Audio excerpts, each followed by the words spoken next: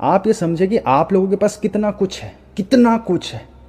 आप लोगों के पास हाथ हैं, पैर हैं, बच्चे हैं, माँ बाप हैं, वाइफ होगी आप लोगों के पास, खाने को रोटी है, आंखें सही हैं, शरीर सही है। तो आप लोग इस धन के पीछे मत भागिए, पागल हो जा रहे हैं हम सब। और सबसे कीमती चीज़ है ध्यान छोड़ दे रहे हैं, कसरत छोड़ दे रहे हैं, उससे कीमती तो कुछ नहीं है। आप ऐसे स्थितियों पर पहुंच जाओगे संतों की कि आपको कसरत नहीं करनी। फिर कसरत भी इसलिए करनी क्योंकि जो सेटअप में अभी हम हैं, बिजली रेडिएशंस तो आपको ज़रूरी है। फिर जब आपके शरीर में उत्तेजनाएं नहीं पैदा होंगी तो आप शांत किस चीज़ को करोगे? डिसीज़ कहाँ से आएगा? उत्तेजनाएं डिसीज़ है, उत्तेजना ही थकान है। और इस थकान की वजह से ध्यान नहीं लग सकता। और थकान क्यों है, उत्तेजना क्यों है? Distractions, confusions.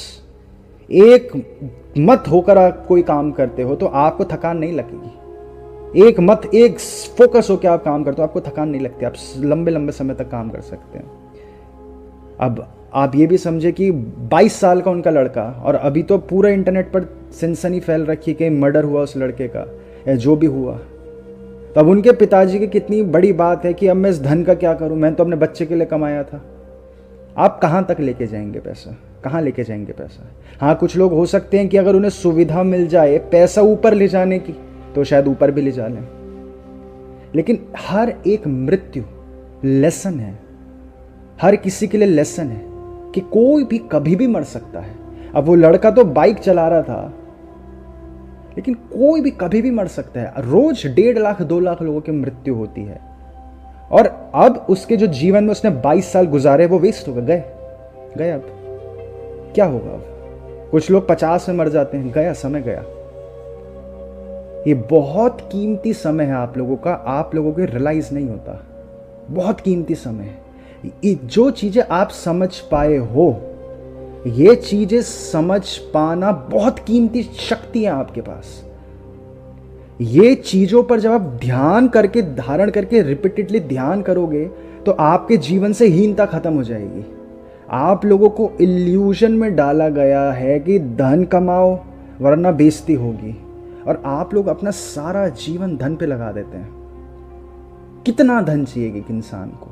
कभी आपने कैलकुलेट किया? आप कैलकुलेट कीजिए कितना चाहिए, शिद्दत से कैलकुलेट कीजिए, दिल से कैलकुलेट कीजिए। एक इंसान के भोजन पर मैं आपको बताता हूँ 3,000 रुपये चाहिए, और कोई बुजुर्ग है तो 2,500 चाहिए, और बहुत ही ज़्यादा खाना खाते तो 4,000 रुपये चाहिए, और आप किराए के घर पे नहीं रहते तो आप 4,000, और 4 8,000, मान लीजिए एक बत्ते को 8,000 चाहिए।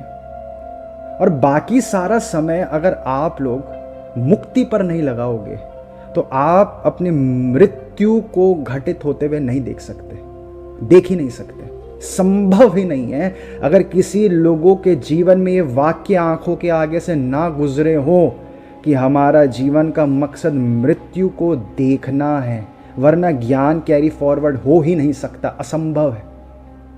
जबकि सबके सामने पढ़ा हुआ है ज्ञान कि जो एक्सीडेंटल डेथ्स हैं, सिर्फ अधिकतर बार ये देखा गया है कि जिन लोगों को अपना पुराना जन्म याद आ रहा है उनकी एक्सीडेंटल डेथ है, क्योंकि मृत्यु से पहले वो लोग तुरंत, मृत्यु से आधा मिली सेकेंड पहले भी होश में थे। वो इवेंट को घटित होते हुए आपकी बॉडी सेंस कर लेती है, आपके इंटेंशंस, माहौल की इंटेंशंस आपकी बॉडी सेंस कर लेती है। अब जो बच्चा मरा है बाइक एक्सीडेंट से, और मरने से पहले उसके शरीर को स्वाभाविक है आधा सेकंड पहले पता है अब मैं एक्सीडेंट होने वाला है, मैं मरने वाला हूं। तो जो भी एक्सीडेंटल डेथ्स हुई है पूर्ण होश में हुई है वो मृत्यु, लेकिन भय की वजह से, अंत का भाव क्या था? भय था, लेकिन हुई पूरी होश में है।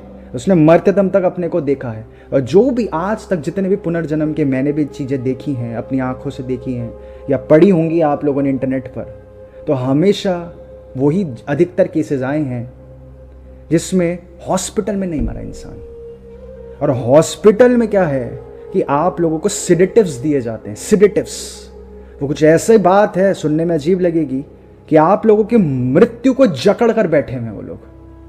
आप लोगों को मरने भी सही से नहीं देंगे वो लोग, क्योंकि आप लोगों की बीमारी का कारण क्या है?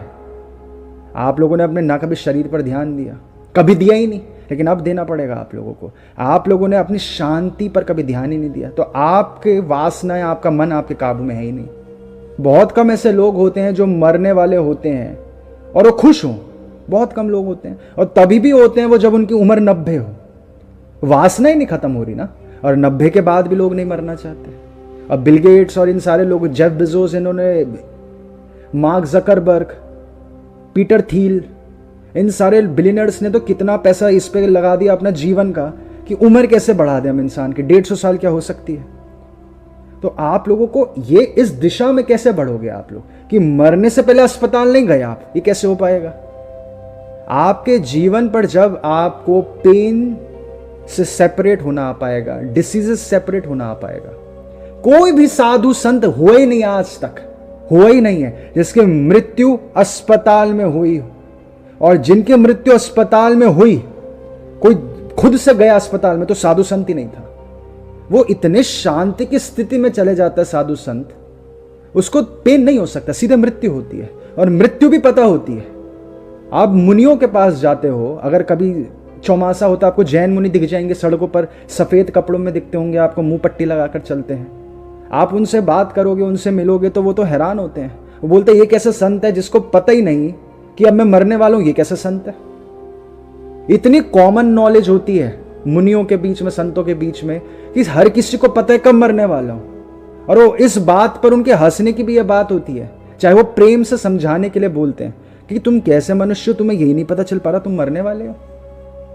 अभी तो वो बोल रहे हैं, आज से 100 साल पहले ये शॉकिंग रहा लोगों के लिए कि ऐसे संभव कैसे, तुम्हें नहीं पता चल पा रहा तुम मरने वालों, बीमार होने वालों, कैसे संभव है? जीवन पर ध्यान नहीं लग रहा। हम लोगों को अपने तनाव का कारण नहीं पता, बीमारी का कारण नहीं पता, सरदर्द का कारण नहीं पता, तो आप कल्पना कर सकते हो कि किसी को यह पता हो कि मरेगा कब? संभव नहीं है। हमें अगर ये नहीं समझ आया मृत्यु, आप लोगों को डिसीजेस समझ नहीं आ पाई कि कितनी खूबसूरत चीज है डिसीज, ये भी आप समझ। शॉकिंग होती है सडन डेथ माँ बाप के लिए, डिसीजेस से मुक्त और डिसीजेस से मृत्यु। इस दौरान आप कैसे अपनी सफरिंग से सेपरेट हो पाते हो, अपनी बॉडी को ट्रेन कर पाते हो कि मृत्यु को देख पाओ। वरना आज तक आपने जितनी प्रक्रियाएं करी हैं, और लास्ट में अगर आपको जकड़ लिया जाए तो आपकी पूरी लाइफ वेस्ट हो जाती है, पूरी लाइफ वेस्ट हो जाती है। अगर मृत्यु को घटित होते हुए नहीं देख पाए आप, और मृत्यु को घटित होते हुए हमें अपने गुस्से का कारण नहीं पता चलता। आप सुनते नहीं हो, लोग बोलते हैं आज पता नहीं क्यों मूड खराब है। ये कैसी बात है? आपको अजीब लगता होगा अब कि लोग ऐसे बोल रहे, इतनी बेहोशी में, उन्हें पता ही नहीं क्यों मूड खराब है। वैसी बात है कि हमें पता नहीं चल पा रहा कि मृत्यु कब आनी है, और मृत्यु को हम घटित होते हुए नहीं देख पाते। और ये सारी बातें अंत में आप ये भी समझें, ये बहुत मुश्किल है गृहस्थ जीवन में, इसमें कोई दो राय नहीं है। या गृहस्थ जीवन में, सांसारिक जीवन में कठिन है, लेकिन प्रयास किया जा सकता है। गृहस्थ जीवन में कुछ ऐसी बात है कि बाहर तूफान चल रहा है, और आप उस तूफान के बीच में ताश के पत्तों का घर बनाओ, और फिर आप सोचो कि ताश के पत्तों का घर बनाना तो बहुत कठिन है।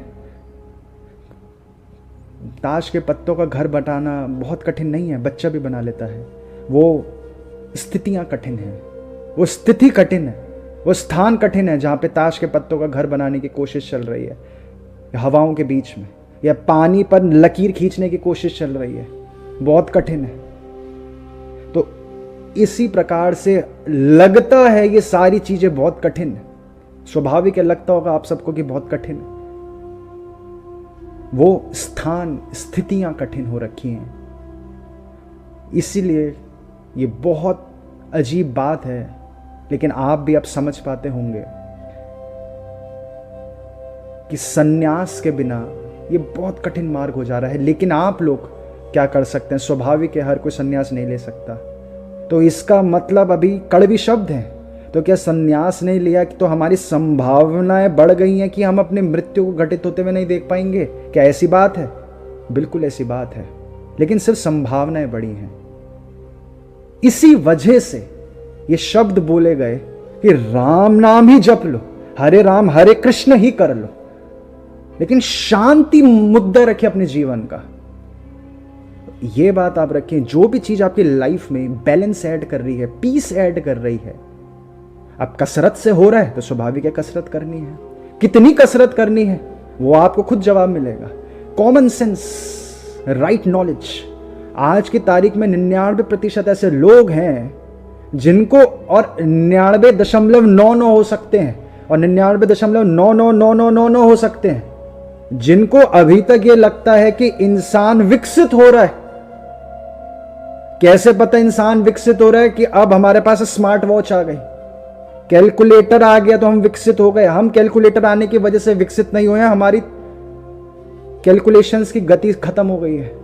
टीवी आने से हम विकसित नहीं हुए, आंखें कमजोर होने की संभावनाएं बढ़ गई हैं। ये सीधी सीधी गणित है कि लिफ्ट होने से, ये सारी चीजें होने से हमारे शरीर की क्षमताएं घट रही हैं। इंसान की आज एक भी ऐसी स्थिति, एक भी क्षमता नहीं है आज, एक भी जो बड़ी हो। इतना मुंह के आगे है सारी चीजें, लेकिन आप पृथ्वी पर बड़े से बड़े लोगों को सुनते समझते होंगे, वो इस गलत फहमी में जी रहे हैं कि इंसान तो विकसित हो रहा है, इंसान के पास तो एक ज्ञान आ गया। आज इंसान को पता चल जाता है कि सूरज और चांद में कितनी दूरी है, और लोग यहां अटके हुए कि पृथ्वी फ्लैट है कि चपटी है। यहां अटक रहे हैं लोग कि एलियंस है कि नहीं है। इंसानों को कौन सा ज्ञान आ गया? कौन सा ज्ञान है? इंसानों को अपनी मृत्यु का नहीं पता। इंसानों को एक दूसरे से बात करनी कहां आती है आज की तारीख में? किसी को भी एक दूसरे से बात करनी नहीं आती। 4 लड़कों लड़कियों को आप साथ में बैठा दो, भिड़ पड़ते हैं एक दूसरे से। एक दूसरे की बातचीत भी हम लड़ाई झगड़े की तरह कर रहे हैं, या तो तू मेरी बात सुन या तेरी बात सुन, मेरी टांग ऊपर तेरी टांग ऊपर। लोगों के मनों में आईफोन की चाह ज्यादा है दूसरों की मदद करने से। बहुत समय आप लगाओ इस चीज पे, आप समझोगे, या अभी भी समझ रहे होंगे कि किसी भी चीज में इंसान विकसित नहीं हो रहा। किसी भी चीज में टेक्नोलॉजी अलग चीज है। अब गाड़ी फास्ट हो जा रही है तो आपके फेफड़े थोड़ी मजबूत हो जा रहे हैं। अब इंजन की कैपेसिटी बढ़ गई है गाड़ी के। अब टेस्ला की इलेक्ट्रिक कार्स आ गई जो सुपर फास्ट है, तो आप थोड़ी तेज हो गए हो। आप तो एक सीढ़ी चढ़ने में थक जा रहे हो, आप कहां विकसित हो गए हो? अब super fast technology 5G internet से आप डेटा 1 सेकंड में एक्सेस कर पा रहे हो, आपकी बुद्धि तो स्लो हो गई, हर चीज स्लो हो गई। इस चीज पर यह कॉमन सेंस का मार्ग है, और इस नशे में मत फंस जाइएगा, क्योंकि समाज ऐसे खींचता है आपको। पिछले क्लास में एक बहुत कड़वी बात हमें बोलनी पड़ी कि माता पिता आपको खींचते हैं, और उनकी गलती नहीं है।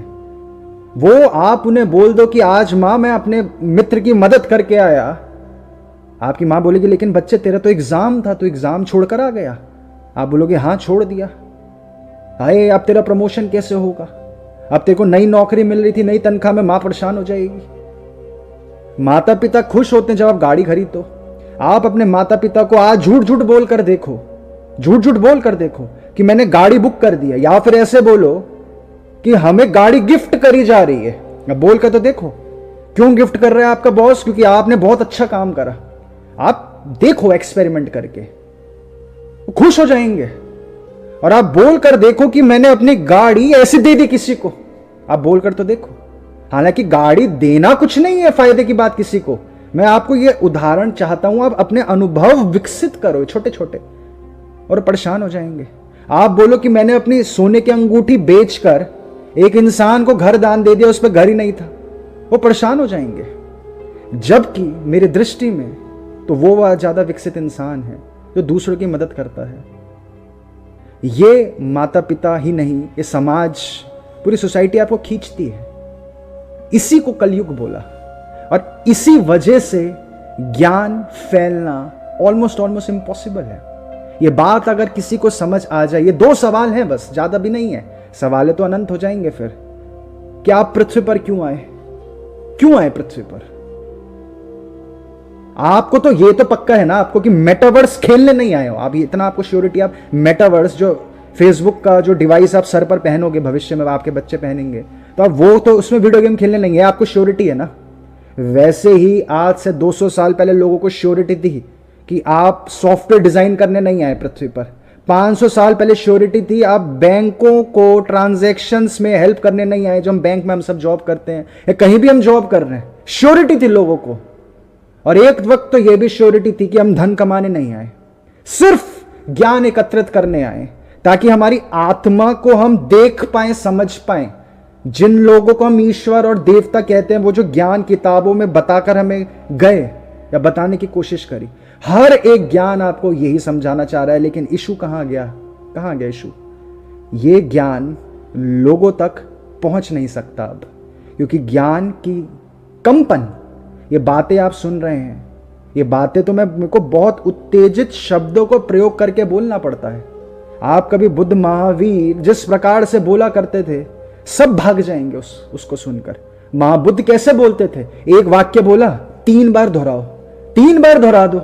इतनी स्लो गति, इतनी स्लो बोलने का लहजा, और वो ज्ञान तो शांति का ज्ञान है। तो बहुत मुश्किल हो जाएगा समाज के बीच में रहकर मुक्ति, मोक्ष। लेकिन आप लोग इस पर प्रयास करें। आपके जीवन में लंबे से लंबे ऐसा कैसे समय हो पाए कि आप उत्तेजित ना हो, और ये इतना एक्सट्रीम जाता है कि आपको कोई थप्पड़ मार दे, हाँ तो आपका मकसद बदला लेना नहीं है, आपका मकसद उसको शांत करना नहीं है। आपका मकसद है आप क्या तभी भी शांत रह पाए? क्या आप तभी भी शांत रह पाए? आप कुछ उदाहरण बना लो अपने दिमाग में कि जरूर ईश्वर परीक्षा लेने आया है। आपने वाक्य सुने होंगे ना, जब किसी देवी देवता का आह्वान करता है तो उनके गण परीक्षा लेने आते हैं कि डिजर्व करता है आदमी हमारे दर्शन, डिजर्व करता है कि नहीं करता। या आपने सुना होगा किताबों में, कहानियों में। तो आप ऐसे समझो, आपकी लाइफ में जो इवेंट हो रहे हैं वो आपकी परीक्षा हो रही है। क्या आप अभी उत्तेजनाओं से प्लेन और सभ्य और कॉमन सेंसिकल हो पाए? इस चीज को लेकर अपना जीवन जिए, इस चीज को लेकर कॉमन सेंस विकसित करें।